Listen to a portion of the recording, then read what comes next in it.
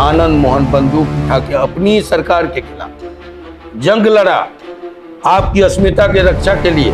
आज तुम हमको गाली देते हो। अगर मैं होता राज्यसभा में तो राख से जीप खींच करके और आसन पर उछाल देते स्पीकर के पास, सभापति के पास। लेकिन ये अपमान नहीं चलेगा, ये बर्दाश्त नहीं होगा। हम जिंदा कौम के लोग हैं। महिला बिल, बात हो रही है ठाकुर का कुआं,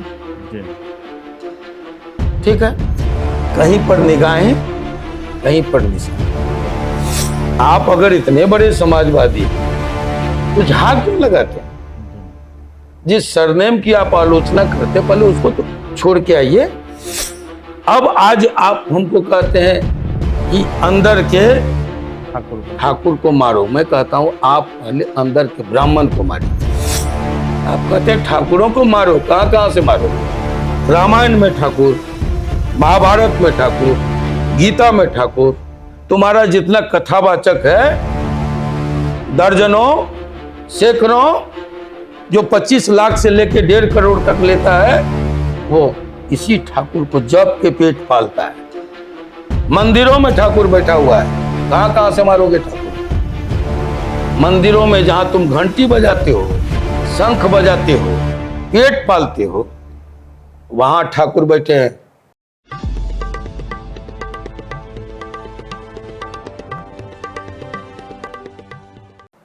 एक बार फिर से मंगरुआ आपके साथ है और हमेशा की तरह आनंद मोहन जी हमारे साथ हैं। आनंद मोहन जी, जब आप युवा थे तो आप लोगों ने एक सपना देखा था, जब अटल जी की सरकार झारखंड बना रही थी, उत्तराखंड बना रही थी, छत्तीसगढ़ बनाया जा रहा था, नया राज्य बन रहा था, लेकिन उस समय महिला बिल भी पेश हुआ था। दशक से ज्यादा का समय बीत गया, अब जाके महिलाओं को उनका अधिकार मिला। आप सदन में नहीं हैं, लेकिन उस समय आप सदन में थे। 2 दशक से ज्यादा हो गए जी। अटल जी की सरकार जब थी तब 98 में ये बिल आया था। मैं तब मेंबर था और हमने बिल के पक्ष में आवाज उठाई थी। 3 बिल एक साथ आए थे, 4 नहीं 3। एक था आपको बिहार का बंटवारा,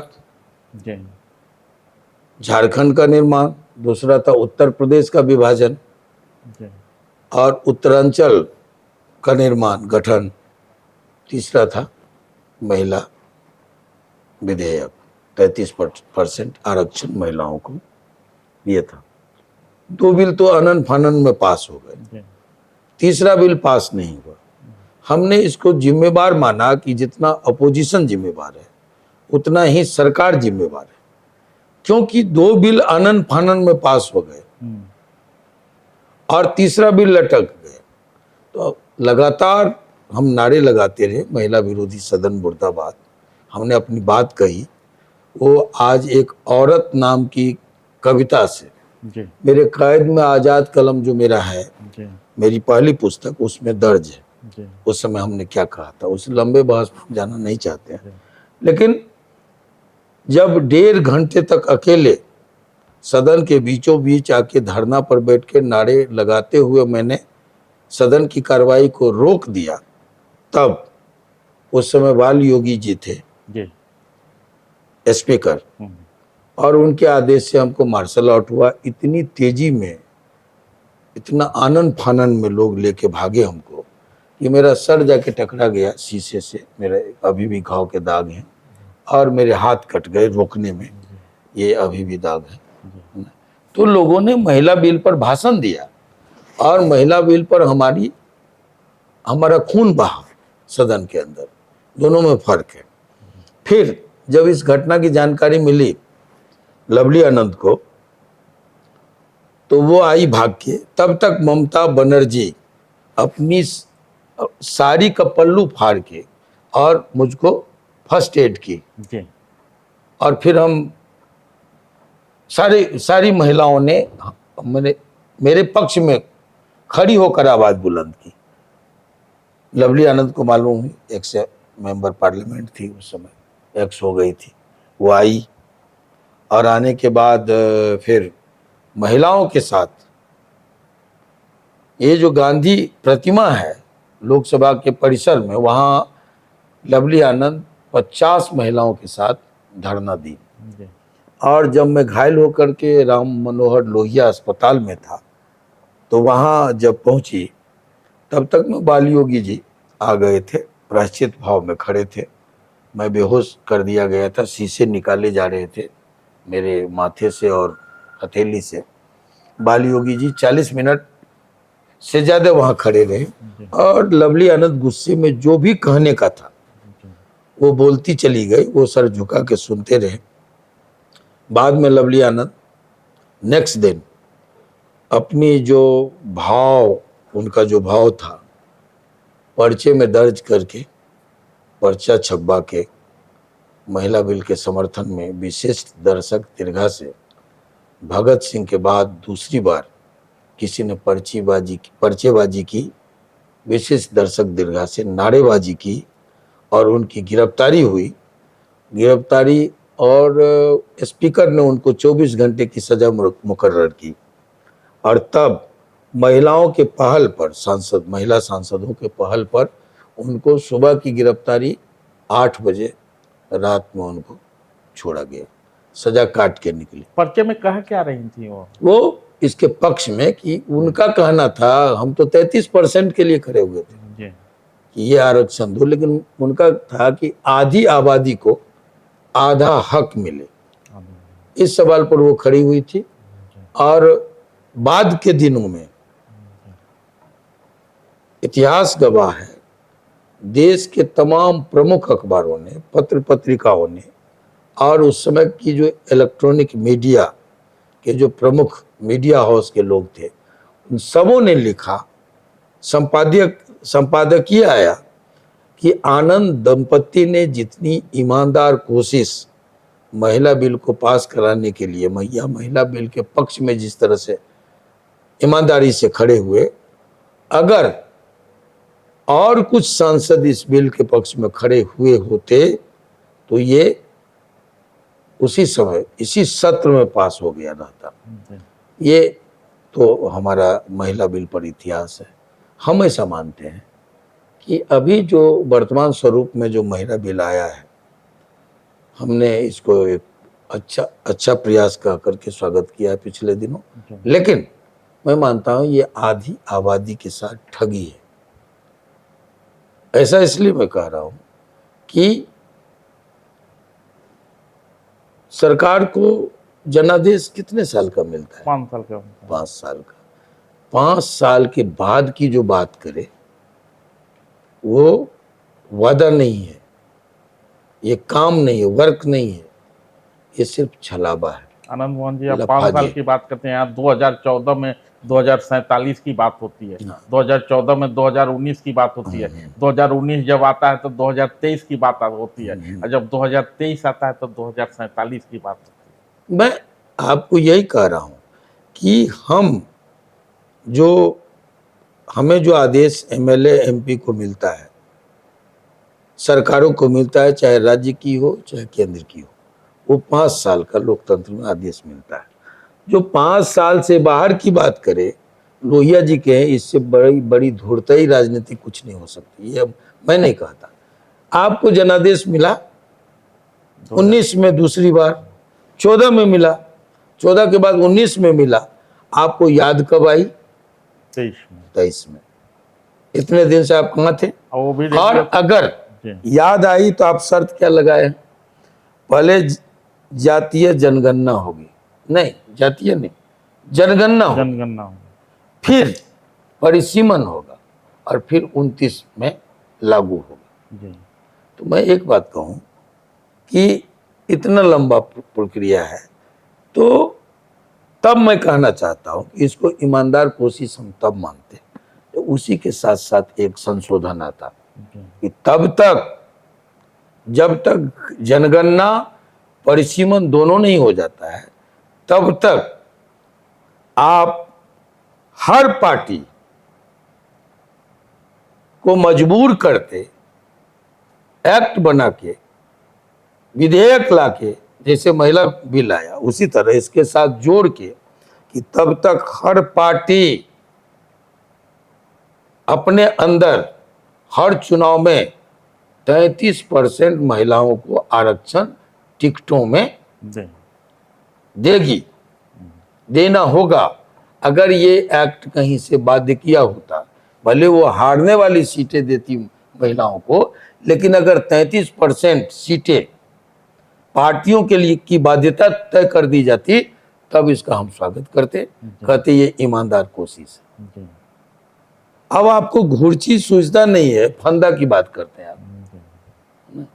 ये महिलाएं ये आपको बात करनी है 24 तक, जी आप बात करते हैं 29 की, जी जनादेश आपको 24 का है। तो मैं इसको मानता हूं कि एक बार आधी आबादी ठगी, अपने खुद को ठगा हुआ बड़ा महसूस जोरदार करती बहस हुआ था आनंद मोहन जी, राज्यसभा में लोकसभा में। है। जी। एक वो राज्यसभा सांसद हैं अपने बिहार के ही, हम्म। पहले दिल्ली विश्वविद्यालय में प्रोफेसर रहे हैं। जी, मैं इनके पिताजी से जानता हूं उनको। जी हाँ, मेरे कारण उनका बोरिया बिस्तर राजनीतिक जी सहरसा में समटा गया।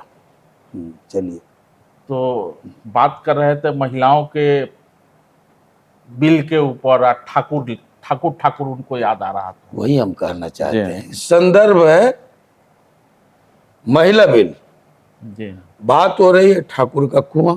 जी ठीक है, कहीं पर निगाहें, कहीं पर निशाना। जी कुछ लोग आरजेडी में बीजेपी का एजेंट बनकर बैठे हुए हैं। जी मैं इनके पिताजी, चाचा जी, बड़े पिताजी को, बड़े बाबूजी जी को इससे जानता हूं। वो भी सोशलिस्ट अपने को कहते थे, जी लेकिन जब कांग्रेस की चलती हुई तो अचानक सोशलिस्ट झोला पटक के जी वो कांग्रेस में चले गए। जी मैं फोरकास्ट कर रहा हूं कि जब लगेगा कि आरजेडी कहीं से कमजोर दिखी बिहार में, ये फट से तुरंत चोला बदल के बीजेपी में जाके बैठ जाए।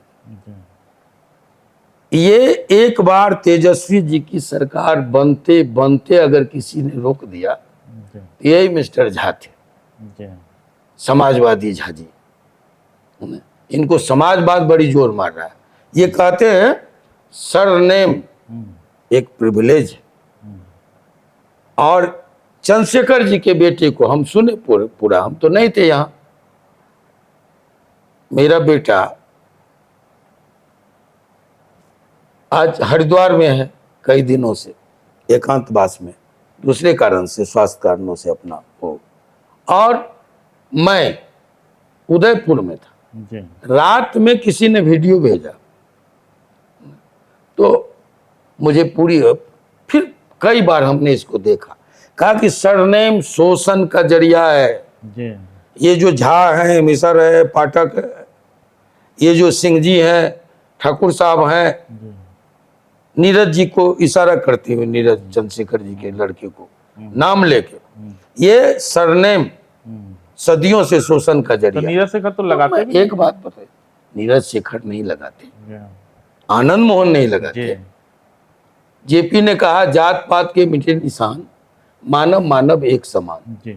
हमने जनों भी तोड़ दिया, ठाकुर और सिंह भी छोड़ दिया, बन गए आनंद मोहन। आप अगर इतने बड़े समाजवादी हैं तो झा क्यों लगाते हैं? जिस सरनेम की आप आलोचना करते, पहले उसको तो छोड़ के आइए। सवाल टाइटिल का नहीं है।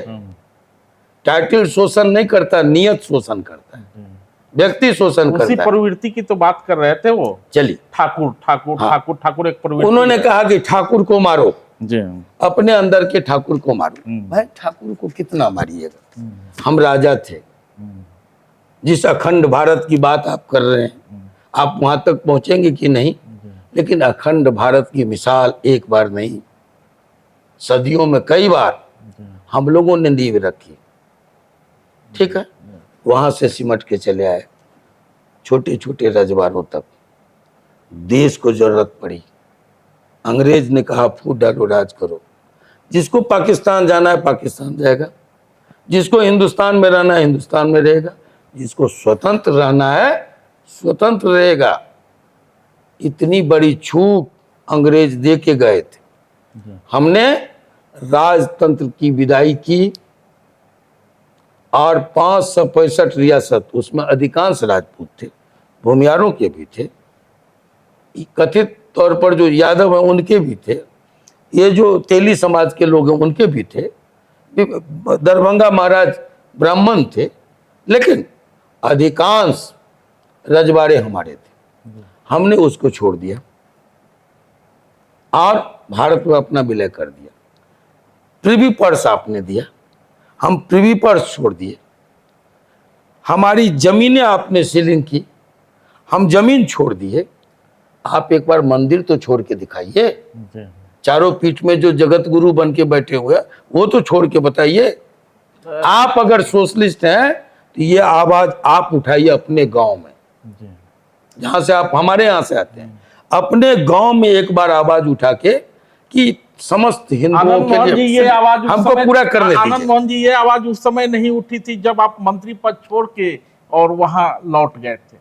मंत्रिमंडल का विस्तार चल रहा था, हम आप उस पर मंत्री बाद थे। में आएंगे। लेकिन क्या नाम है कि उस समय नहीं उठी, तो आप क्या देखिए, उठी? हम एक ही कहेंगे संतोष भाई, जब हम बोले तो बीच में हमको मत रोकिए, जी, हमको बात पूरी करने दीजिए। जी, हम ये कह रहे हैं कि हम सब कुछ छोड़ दिए देश के लिए, जी, रियासतें छोड़े, प्रिवी पर्स छोड़े, सीलिंग में जमीनें छोड़ी, इमारतें छोड़े, जी। आलीशान सब कुछ छोड़ दिए।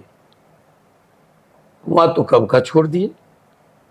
अब आज आप हमको कहते हैं कि अंदर के ठाकुर को मारो। मैं कहता हूं आप पहले अंदर के ब्राह्मण को मारिए। जी, आप एक बार तो छाती चौड़ा करके बताइए कि वहां नागपुर पर क्यों नहीं बोलते हैं। हम डेमोक्रेसी को अपना लिए, नागपुर में डेमोक्रेसी नहीं, आप सोशलिस्ट हैं मिस्टर झा। आप एक बार बोलिए कि नागपुर में एक जाति का ये राजतंत्र कब चलेगा। एक जाति नहीं, कोई सरयू पारी नहीं, कोई मैथिल नहीं, कोई कानक्युब्ज नहीं, कोई भूमिहार ब्राह्मण नहीं, एक चित्पावन पंडित ही लगातार 1 से 10 तक बनेगा, वो बनेगा सरसंघ चालक। एक बार ये झाजी को कहिए, बहुत बड़े सोशलिस्ट है, वहां पर बोले, आनंद मोहन बोल रहा है, आप इनको कहिए समस्त हिंदू की बात करो, दलित की बात। समाजवादी लोग दलित और पिछड़े की बात करते हैं। जरा कहें अपने गांव में जाके कि आप अपने मंदिरों के लिए, मंदिर में प्रवेश के लिए तो हमारे बाप दादे कुर्बानी दिए। मेरे दादाजी अछूत से पानी पी करके समाज से बहिष्कृत हुए, तब भी बहिष्कृत करने वाले यही लोग थे जिसके अंदर ब्राह्मण बैठा हुआ है। वही लोग हमारे दादाजी को बहिष्कृत किए थे समाज से, अछूत के हाथ से पानी पीने और अछूतों को मंदिर में ले जाने के दंड में राम बहादुर बाबू को। चलिए, लेकिन उनको कहिए अपने गांव में कहने, उदार सी न करें, समाजवाद को अपने चरित्र में उतारें और कहें, कम से कम कर नहीं सकते, मैं जानता हूं बहुत जूते पड़ेंगे उनके गांव में, इतना कहें कि इन लोगों ने, ठाकुरों ने सब कुछ छोड़ दिया। तुम एक बार चारों पीठ का शंकराचार्य पद छोड़ दो, प्रतिभावान, संस्कृत के विद्वान, चरित्रवान हिंदुओं के लिए, और तुम एक बार मंदिर छोड़ दो। इतना कहें, समस्त हिंदू जिसमें चरित्र होगा, जो रामायण के ज्ञाता होंगे, महाभारत के ज्ञाता होंगे, संस्कृत के प्रकांड विद्वान होंगे, प्रतिभावान होंगे, उनको भर्ती करे ये सब पंडित में, इतना कर दे। बड़ी भारी समाजवादी लोग हैं। आनंद मोहन जी, उनके पार्टी के लोग कहते हैं कि सवर्ण हमारा वोटरे नहीं है, नहीं। और नेताजी कुछ से कुछ बोल रहे हैं। पार्टी का सबसे बड़ा, जो उनके पार्टी में सबसे बड़ा युवा नेता है, वो कहता है कि नहीं, हमको सबको साथ लेके चलना है। आपका इशारा हम समझ रहे हैं। आरजेडी के सेकेंड नंबर के नेता आज तेजस्वी जी हैं। तेजस्वी का कहना है कि हमारी पार्टी A to Z की पार्टी है, लेकिन मैं जानता हूं ये जो बीजेपी का एजेंट वहां बैठा हुआ है, पिछली बार अगर तेजस्वी जी की सरकार नहीं बनी तो इसके पीछे इसी का स्क्रिप्ट था भाषण का, जो अंतिम चरण में विधानसभा के आम चुनाव के अंतिम चरण के पांचवी चरण में राजपूतों के गढ़ में आरा, औरंगाबाद, सासाराम के बीच में डीडी ऑनसन है एक जगह, डीडी ऑनसन।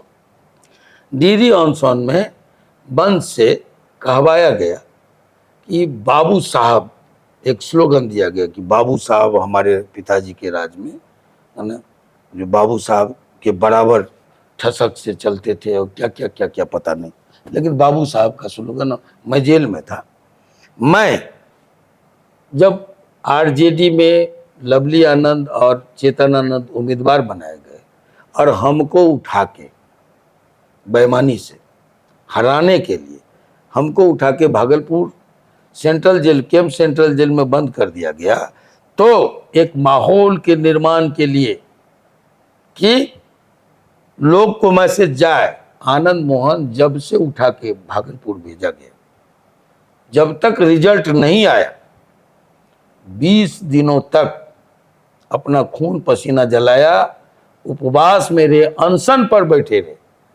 अनिश्चितकालीन अनशन पर एक एक तिल तिल हम घोटते रहे कि इसका कुछ लाभ आरजेडी और जो महागठबंधन है उसके उम्मीदवारों को मिले।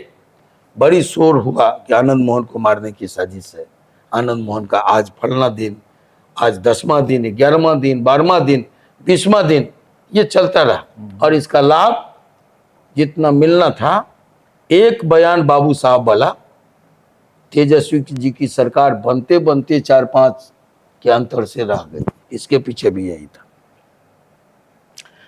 ये अगर कोई आरजेडी पर तोहमत लगाता है कि उसने कहा कि भाई सवर्ण हमारा मतदाता नहीं है, इस स्क्रिप्ट के पीछे भी साजिश उसी मिस्टर झा की थी, है ना?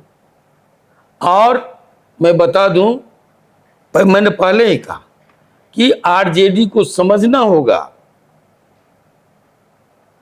जिस लायबिलिटी को वो ढो रहे हैं ना, ऐसा भांट बहुतेरे पड़े हुए हैं, एक वोट ट्रांसफर नहीं करवा सकता। भांटगिरी के अलावा कोई प्रतिभा नहीं है। कोई आए हमारे सामने डिबेट के लिए, मैं होश ठंडा कर देता हूं। आप कहते हैं ठाकुरों को मारो, कहां कहां से मारोगे? रामायण में ठाकुर, महाभारत में ठाकुर, गीता में ठाकुर, तुम्हारा जितना कथावाचक है दर्जनों सैकड़ों, जो 25 लाख से लेके 1.5 करोड़ तक लेता है, वो इसी ठाकुर को जब के पेट पालता है। मंदिरों में ठाकुर बैठा हुआ है, कहां कहां से मारोगे ठाकुर को? मंदिरों में जहां तुम घंटी बजाते हो, शंख बजाते हो, पेट पालते हो, वहां ठाकुर बैठे हैं, कहां से मारोगे ठाकुर को?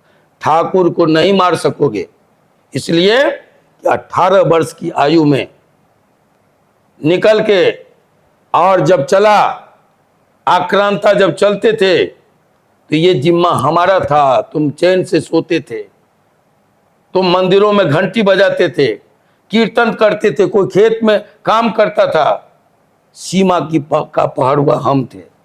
हमारी तलवारों से टकरा के आक्रांता आए और चले गए। पूरा अरब कंट्री, पूरा ईरान, इराक, पाकिस्तान तक, ये सब एक धर्म के झंडे के चल के नीचे आ गया।